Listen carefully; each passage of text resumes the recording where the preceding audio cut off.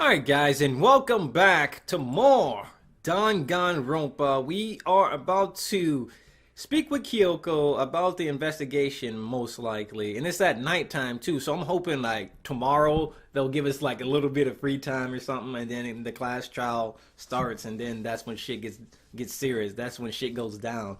But right now, what we're gonna do is see what Kyoko has to say. Kyoko! Makoto. It's getting late, isn't it? Are you okay? Indeed. I'm sorry if I made you worry. No, you don't have to apologize. Listen. But listen, about this room. Oh yeah, It would seem... it's a morgue. Yeah, I knew it. I suspected as much. And Toko must have looked inside the fridge, seen what was in there. What are you doing? Oh, now you trying to leave too? Come on, man. God damn it, cats. But anyway, seeing what was in there. Well, there you have it. Man, this one can open the door, the white one can't. That's messed up. The black one can break down doors, but the white one don't? Okay, that's racist. The black one will break and enter your room. The white one will ask for permission. But anyway, you knew she fainted? Indeed. I was on my way here when Genocide Jack came running past me. Well, she could have sneezed. I assumed she must have sneezed, but once I got inside, the real reason became clear. Okay. It would seem... I imagine she came here to investigate, and when she opened the slot, that's when she saw the body inside and dropped like a bag of rocks. Why does everything gotta be so difficult with her? Anyway... We should close it up. Don't want to leave it hanging open like this. Good Makoto. idea. Give me a hand with this. Kyoko approached the fridge, hands out, stretched. But suddenly she stopped. What's wrong? Listen. Maybe we should wait a second before closing it. How come? Because Mukuro's body's in here. Oh yeah, we can finally measure. We can measure, make sure the measurements are correct. Mukuro's body is inside the fridge. I see. It's like every other time the mastermind probably brought it up here while we were in the class trial. The mastermind did? Because they assumed we wouldn't be doing the class trial over again, I guess. So... You may be right. Either way, now I can finally get a good look at the body. That's right, Kyoko didn't get a chance to check the body during the last investigation. That's right. Makoto. I need to do my examination of the corpse as soon as possible. I'm going to find a clue this time, and I'm going to grab the mastermind by the tail. Huh. So, what should I do? So then... Why don't you just wait over there? Wait over there? Wait, that's it? Just wait over there? That's exactly what I just said, Makoto. As soon as I read what she said, I was like, wait over there? Are you serious? On the left side of the refrigerator. If we look at all the bodies, we could probably tell who the mastermind is if we were just to pull out all the bodies. But these ones aren't. It would seem... Ever since the blue light comes on when the slot is occupied. So when someone's in there, the blue light comes on. Looking around, the number of lights that are on, including Mukuro's, only 9. 9 lights. Come on, we should just open. Look at this. We can solve the case right now. Open the fucking to see who's in there. Whoever's not in there has to be the fucking mastermind. Aside from us 6, whoever would be in there would be the mastermind. Clear as day. Come on, Makoto, don't be a bitch. Don't be a fucking bitch. There should be 10 lights. Everybody died. So if we count everybody that died, it would be 10 people. The first person to die, Sayaka. The second person, Junko. Third person was Leon. Fourth was Chihiro. Fifth was Mondo. Sixth was Taka. Seventh was Hifumi. Eighth was Celeste. Ninth was Sakura. And then the 10th one was the 16th student. But there's only 9, so one of them is actually still alive, apparently. Suspicious. I don't think she heard it because she was in the second dorm. Don't let me interrupt your investigation, but I wanted to talk to you about something. What is it? It's about that announcement Monokuma made earlier. I'm thinking she didn't hear it because she was in the second dorm. Whew. You mean the one about a hint or something? I didn't take him up on the offer. Why not? Because The only reason he'd give us a hint at this point would be to confuse us, to cloud our judgment. I can solve this mystery on my own without whatever hints he may have to offer. Makes sense. That's a good point. I wish I could go back and do the same thing, but what's done is done, I guess. Standing here looking at her, I don't think she's hiding anything from me. Is she right? Did the mastermind forge that picture as a trap to confuse us? Maybe they didn't forge it. Maybe they showed it on purpose, though. That's gotta be it. There's no other explanation. I already checked that. I didn't want to check it again. I wanted to check at the desk, but the hitbox for the damn lockers was on top of the damn desk. More importantly, yeah, this. The damn, the blue tarp. I know I've seen tarp like this somewhere before.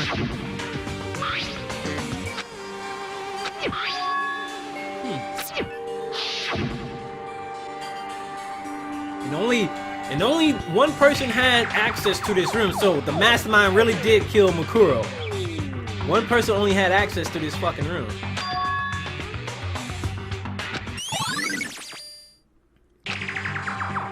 Whew. Okay, Makoto, I'm done. Already? Jeez, that was fast. Indeed. Anyone can do good work if they go slow. In that spirit, I'll make my report brief. Alright, let's listen to what she has to say. Indeed. I paid careful attention to the wounds and the traces of blood, and it seems highly likely that the stomach wound and blow to the back of the head were inflicted after death. Really? The burnt tissues made things a little difficult, but I'm completely confident in my findings. So that means neither of those were the fatal injury, right? Then what was the fatal injury? Due to the explosion, the victim's identity is unknown. They were, however, dead before the blast. The victim had been stabbed a single time with a knife, which went completely through the body. They had also it had also been struck in the head with an object about as thick as a metal pipe. The body was covered with other wounds, but those were at least 7 days old. Now, those other wounds probably were the killing point. Is that right? Where does it say they're old? Huh? Because All the Monokuma file says is that they were inflicted at least several days ago. I don't see the difference. wrong. Well, the difference is immense, considering the impression they give. Listen. They seem to be equating several days old with simply old. However, But that doesn't quite follow logically. Old wounds, it makes it sound like they've been there forever. Like they're not related to the murder. Are you saying they are? But we all got the Monokuma file right after she was killed, right? So if the wounds were at least several days old, there is no way they could have had anything to do with it. so then, But what if Makuro herself wasn't killed within the last few days? Huh? at the very least, Certainly, you can't allow it as one of the many possibilities, can't you? One of the many? right. Then who was wearing the mask? Who showed up to my room wearing a mask? But I just thought of something. Whoa, do we have a picture of the masked assailant? I remember the person with the mask didn't have nails. And then the dead body had nails. Can we look at the photo, maybe? Can we fully look at it? No, we can't, can we? Nope. Damn it.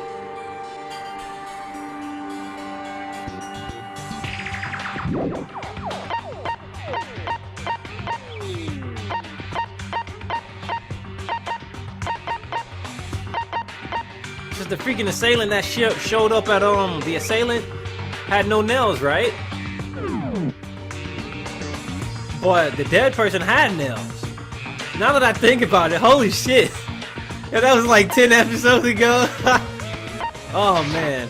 A detective doesn't have supernatural powers. There's no way to predict the answer from the beginning. Instead, the ideal detective begins by imagining as many possible scenarios as they can. In other words, They envision these possibilities without prejudice, without bias, using their only logic and common sense. Then as they investigate, they test what they find against each of these possibilities. Of course, me telling you this doesn't mean you'll be any good at detective work. But beyond using this... Oh, shots fired, Kyoko? You didn't think that'd hurt me? But anyway, beyond using that to solve this particular mystery. You should keep it in mind for the future. Alright, Kyoko, I'll remember that. Hey, So if there's anything else you would like to know about the condition of the body, now's the time. Come to think of it, there was one thing. Earlier, when I was looking at Makuro's profile, it listed her weight and height. so... Vitals were 31, 22, 32. Did I get all that right? You remembered all that? They are indeed consistent with the corpse. So then, Indeed. don't forget about the Finra tattoo. There's absolutely no mistake. Indeed. Our victim in this case is, without a doubt, Makuro Ukosawa. Okay. Alright. Makuro Ukosawa really is dead. And? Is that all you wanted to ask? Yeah, I think so. So then... It looks like we have no further business with Makuro's body. Let's get going. It's kind of chilly in here. Oh wait, are we not gonna put the body back? Don't you think it's kind of sad leaving it out like this? Why? Sad? Did you forget she was our enemy once? A part of ultimate despair. But she still got killed. She's still a victim. Hey, Have you heard the phrase, you reap what you sow? You reap what you sow. Well, yeah, but still. whew. You really are naive, you know that? It's really quite a calling. But she could have abandoned me, but she decided to help me instead. So for someone like that, what does it mean to be naive? So then... I think we've done all we can do here. Back to our separate investigation, Jess. Oh, hold on. I still have one more thing to do. Something I need to talk to Kyoko about. I need to ask her about the pocketbook I found in that locker. If I don't do it now, yeah, I won't have another chance. Here we go. Kyoko. Hey, Kyoko. I did have one last thing. I know I shouldn't, but I feel like I have to ask. What? Go ahead, then. Out with it. What? Have you really not seen your dad even once since you got here? What? What? So... What do you mean? Well, you know all those lockers on the second floor of the dorms? Indeed. I do, yes. But to get into any of the lockers, you need the handbook of whoever the locker belongs to. Actually, I managed to get them open using an emergency handbook. I see. The one you found in the headmaster's hidden room. And? So did you find anything worthwhile in the lockers? I found a pocketbook, and after looking through it, it must be your pocketbook. Why is that? What makes you say that? Because... Like I said, only the locker's owner should be able to get into it, right? I can't imagine those lockers belong to any of us. After all, we got access to the area just recently. What I'm saying is, there's no way I had access to the locker. And if I did have a pocketbook, why would I bother putting it in a locker?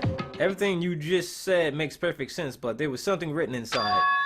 It was about the headmaster, about your father. What? If that's true... Could that mean that video is real too?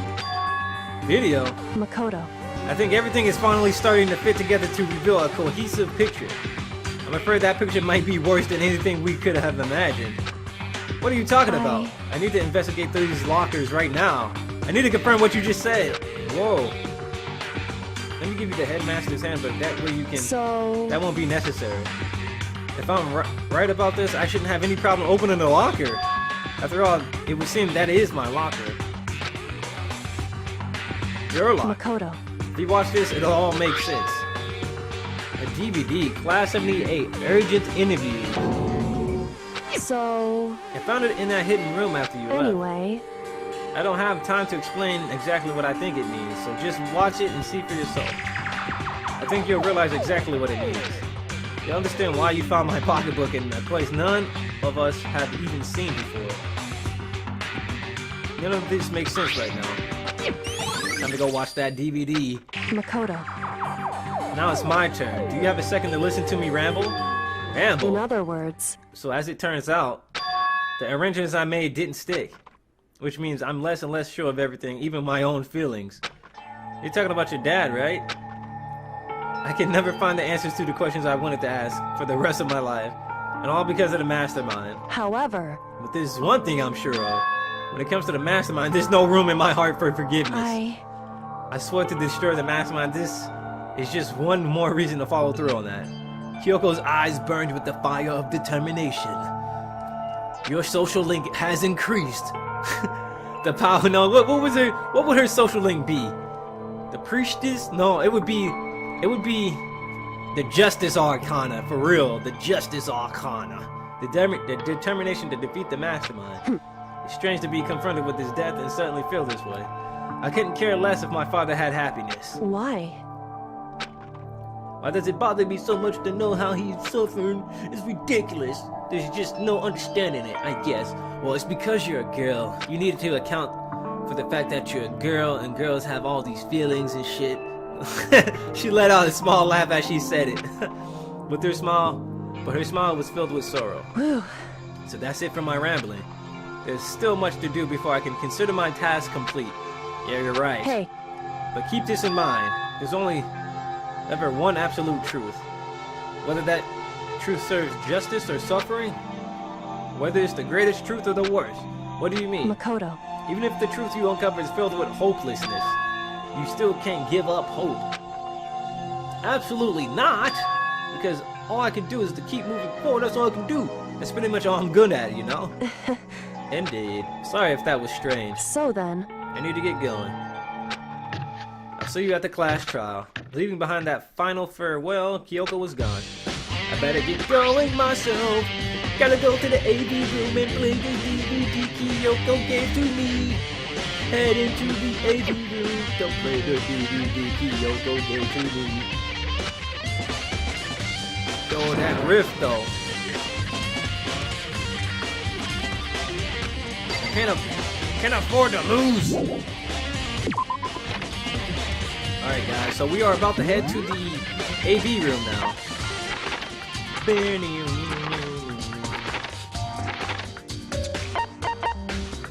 we go.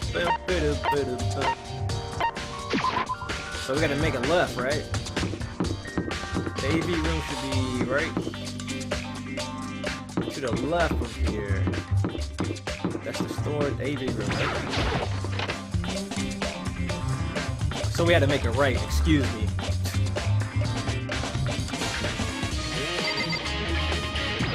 Gotta play that DVD.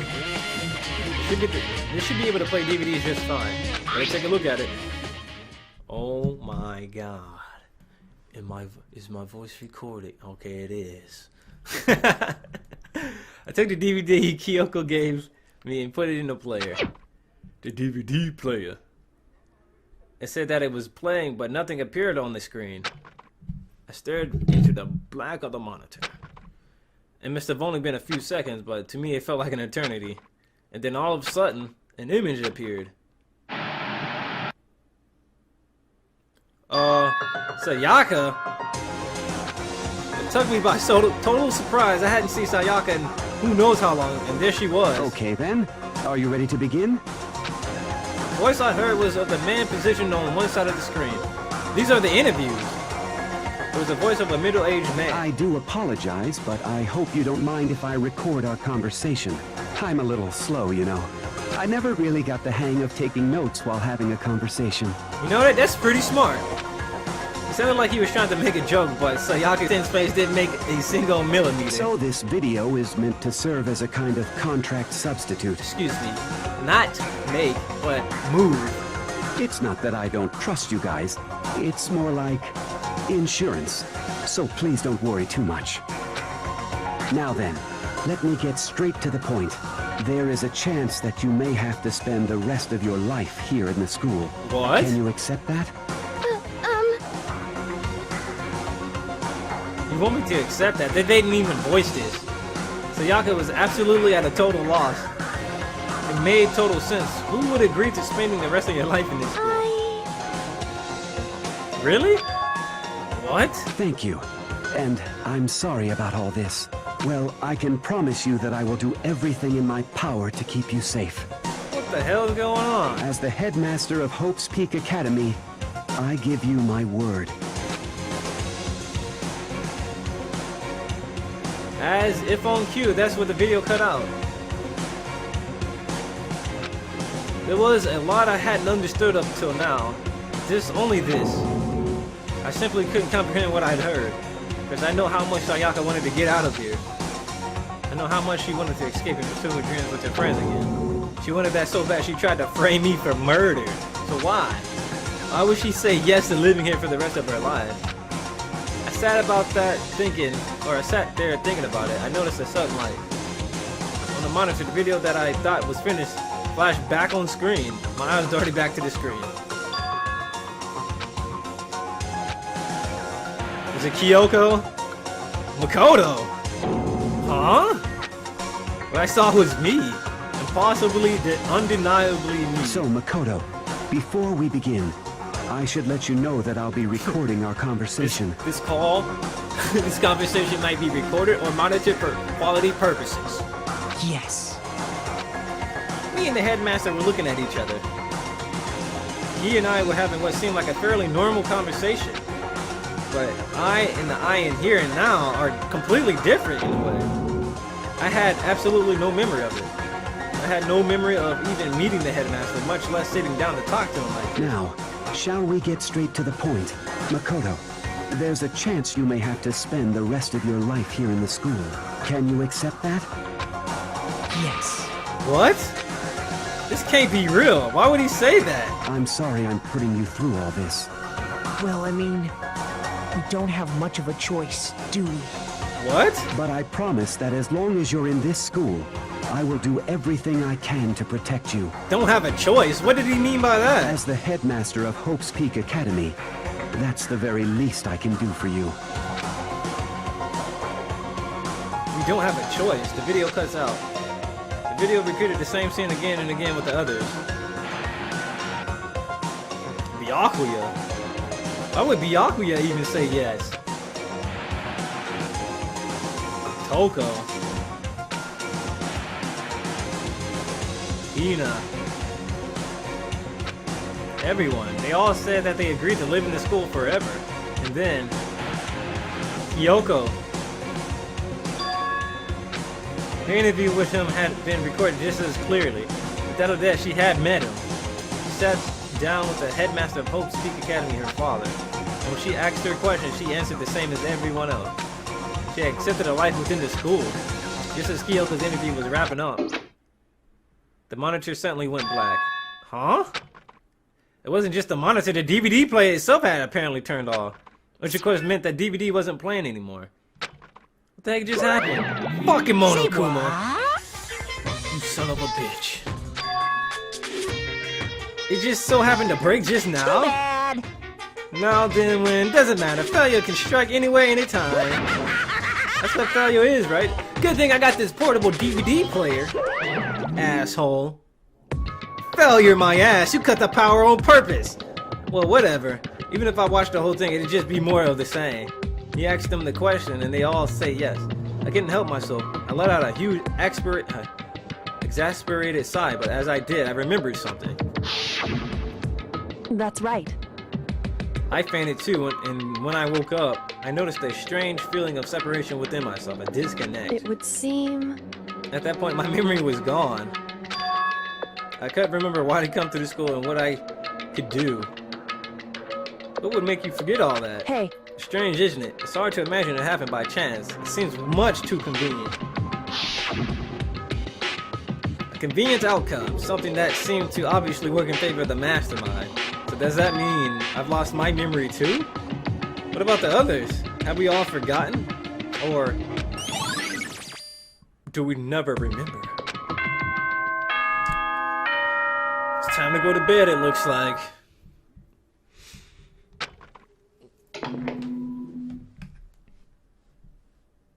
For anything that has a start, there has to be an end. And if the end comes, then that means it's time for a fresh start.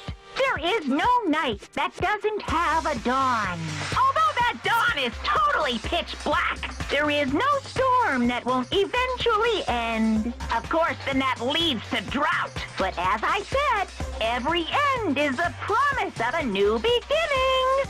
Which is why I'm sure we'll get to meet again, because the end is only the beginning. Anyway, let's get started. The beginning of the end of the class trial. Beginning of the end. Everyone gather once again at you know where.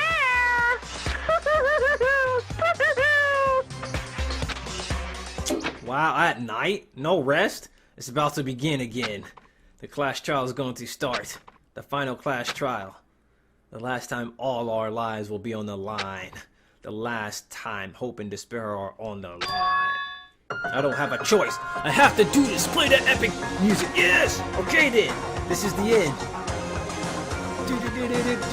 Oh yeah. They gonna keep with the epic music. I'm gonna save the game. I'm gonna take a break. And when we come back, we're gonna finish the game. Let's do this. I'm ready. I'm hyped. So, next time on Dangan Ronpa, obviously we're gonna beat the game.